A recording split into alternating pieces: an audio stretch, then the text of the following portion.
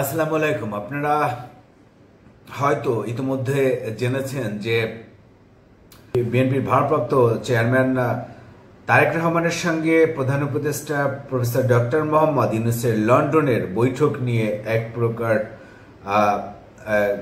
প্রকার গোসা হয়ে রয়েছে জামায়াত ইসলাম, এবং তারা এই বিষয়টি নিয়ে তাদের নেতারা একের পর এক বক্তব্য দিচ্ছেন এবং জামায়াত বারবার দাবি করছে যে বিএনপিকে সুবিধা দেওয়ার জন্য বা একটি দলকে গুরুত্ব দিচ্ছে বর্তমান অন্তর্বর্তীকালীন সরকার। এ নিয়ে জামাতও কথা বলছে, এনসিপিও কথা বলছে, তবে জামাতের শীর্ষ নেতারা এটি নিয়ে কথা বলছেন এবং জামাতকে সহ অন্যান্য রাজনৈতিক দলের সঙ্গে আলোচনা না করে কেবল বিএনপির সঙ্গে আলোচনা করে বাংলাদেশের আগামী জাতীয় সংসদ নির্বাচন তারিখ ঘোষণা করার যে সিদ্ধান্ত অন্তর্বর্তীকালীন সরকার নিয়েছে সেটিরই মূলত সমালোচনা করছেন তারা। অর্থাৎ এদিকে আমরা দেখতে পাচ্ছি যে সরকারের পক্ষ থেকেও বলা হয়েছে যে বিষয়টি নিয়ে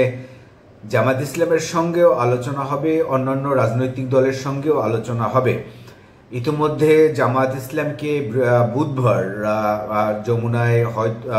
হয়তো দেখা যেতে পারে তাদেরকে আলোচনার জন্য ডাকা হয়েছে। পরবর্তীতে অন্যান্য বাম রাজনৈতিক দল, এনসিপি সহ যে রাজনৈতিক দলগুলো দেশে রয়েছে তাদেরও ডাকা হতে পারে। তবে জামায়াত ইসলাম আসলে যে পয়েন্টটিতে বক্তব্য দিচ্ছেন বা অভিযোগ করছেন সেই বিষয়টি নিয়ে আমরা দেখছি যে সুশীল সমাজ সহ সাধারণ নাগরিকরাও কথা বলছেন যে বাংলাদেশের একটি স্বতঃস্ফূর্ত নির্বাচন হবে অনেকদিন পর, এবং সেটি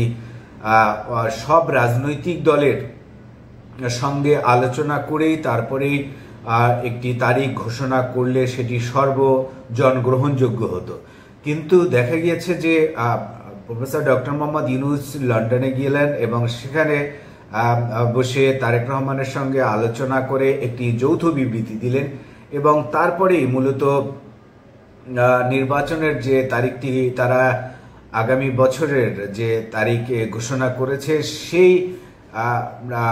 ফেব্রুয়ারিতে সেটি আসলে অন্য রাজনৈতিক দলগুলো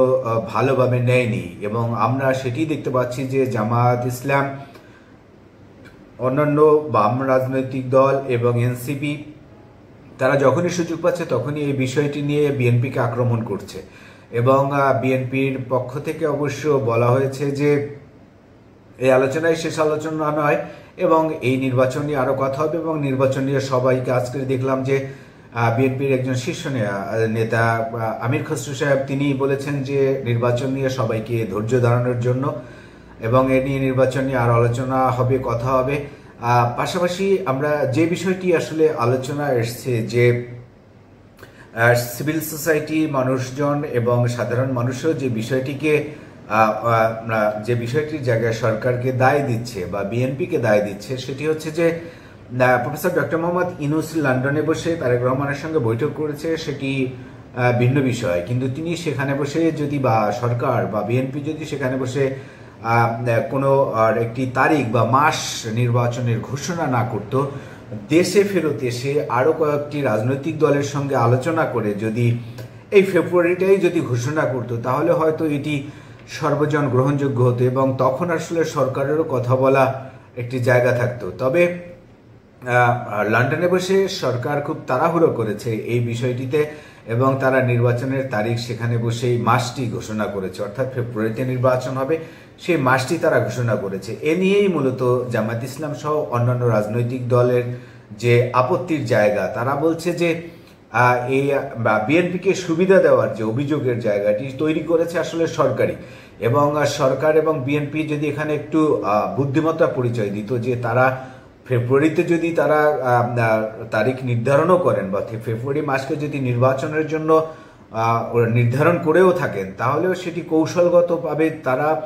দেশে এসে অন্য রাজনৈতিক দলগুলোর সঙ্গে আলোচনা করে সেটি কিন্তু ঘোষণা করতে পারত, তাহলে কিন্তু এই দোষ বা এই ত্রুটি বা এই অভিযোগগুলো এখন সরকারকে নিতে হতো না। আমরা দেখছি যে জামাতকে কনভিন্স করার চেষ্টা করছে সরকার। ইতিমধ্যে প্রেস সেক্রেটারি বলেছেন যে জামাতের সঙ্গে আলোচনা হবে শিগগিরই, সেটি বুধবার অথবা বৃহস্পতিবার হতে পারে। পরবর্তীতে এনসিপির সঙ্গেও আলোচনা হবে এবং তাদেরকে আর কি সরকার যে জায়গাটিতে তারা সরকারকে দোষারোপ করছে রাজনৈতিক দলগুলো, সেই অভিমানের জায়গাটা বা মানের জায়গাটা সরকার এখন ভাঙানোর চেষ্টা করছে। তবে আসলে সরকারের এই জায়গায় একটু কৌশলী হলে তাহলে এত প্রশ্ন বা এত সমালোচনা হতো না।